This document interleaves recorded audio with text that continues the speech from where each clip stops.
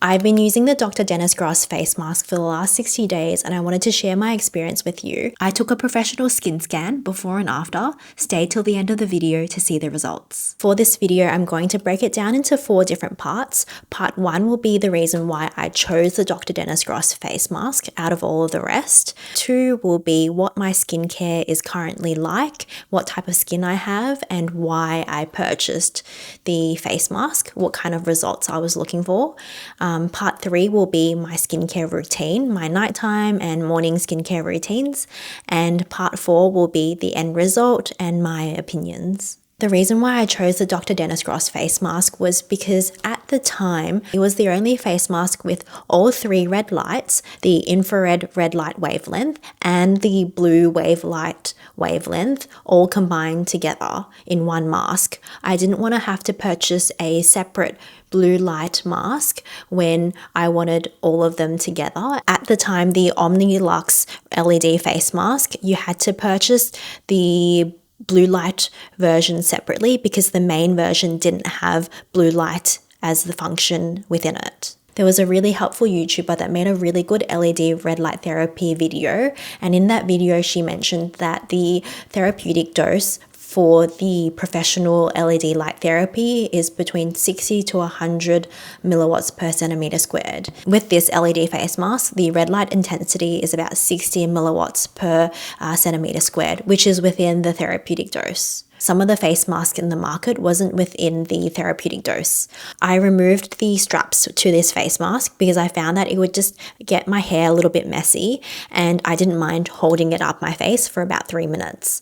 I sometimes used it when I was laying down as well. My skin type is very acne prone. I have combination oily skin. I have an oily T-zone and then dry cheeks. To get an accurate before photo of my skin before using the LED face mask every day, I went to a skincare clinic that had this Visia complexion analysis system. This skin analyzer takes a series of photos with standard light, cross-polarized light, and UV light to determine things about your skin, like your skin age, analyze your spots that can be seen by the naked eye, brown spots that can't be seen with the naked eye, pores, wrinkles, vascularity, and texture. The general rule with reading these scans is that the higher the percentage, the better. I scored in the last 3 percentile for pores, but scored well for wrinkles and spots visible to the naked eye. Feel free to pause the video to see the images of my skin better. My skin age was about 23 to 24, which I was pretty happy with because I'm 28. This is what my skin looks like in natural light, and you can see that I have large pores and hyperpigmentation spots from acne. I have been on Roaccutane before. That was in the past over 3-4 years ago, and that really helped with my hormonal acne.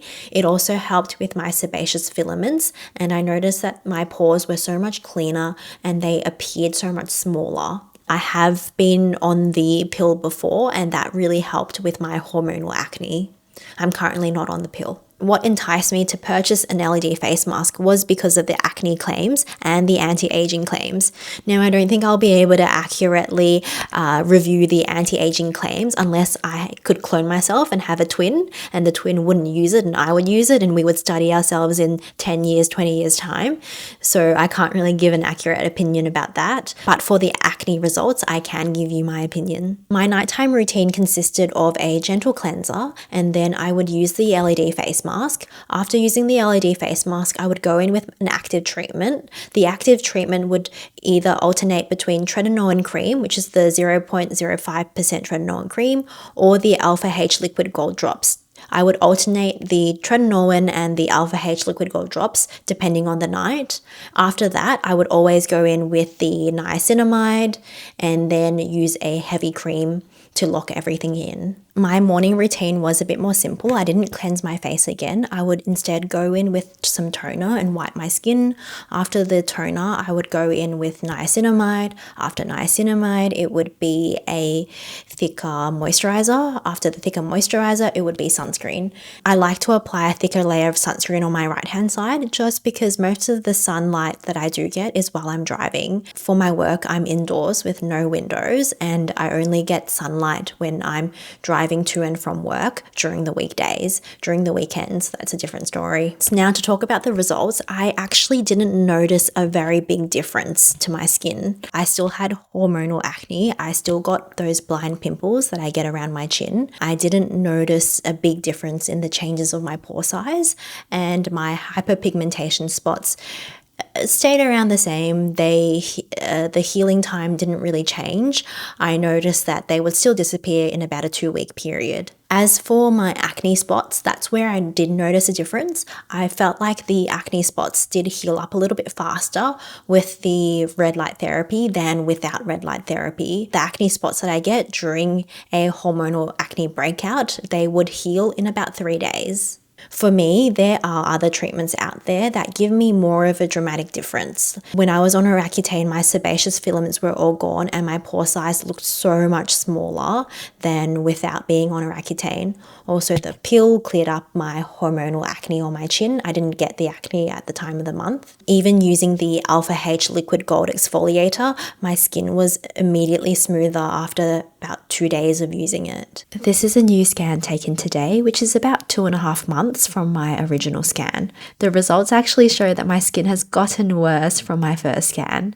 I have more fine lines under my eyes, more redness, and more brown spots. My pore appearance is pretty much the same. I tried reflecting on why the second scans were worse. The second scan was taken on a day that I was a little bit more sleep deprived. It's also spring in Australia, which means I drive in sunlight for 45 minutes to work and 45 minutes from work. The first scan was taken in winter, where I was driving to and from work in darkness.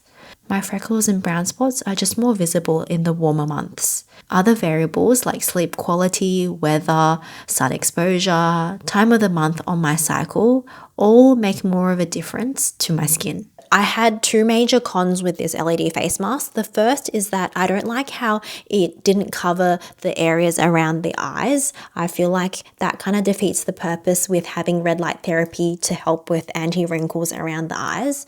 But they do sell a separate eye mask, so maybe it is a marketing strategy for you to buy the separate eye mask version. I also didn't like how this didn't adapt to my face as well as, say, a flexible silicone LED face mask. There was a pretty big gap between the forehead distance and the chin distance of the mask to my skin. If you were to ask me if I recommended this LED face mask, and I would say yes and no. Yes, because it has a really short duration, so it's only about 3 minutes of a treatment cycle. But I think there are other face masks out there that maybe sit better on the face, that also provide all the types of wavelengths out there now. That's not to say that I'm not going to continue using this LED face mask. I feel like it's like eating your vegetables. You don't notice a big difference the next day later. The results are compounded over time. I really believe that it will make a difference throughout time. So I am going to continue to use this and I will continue to document my progress. Thank you so much for watching.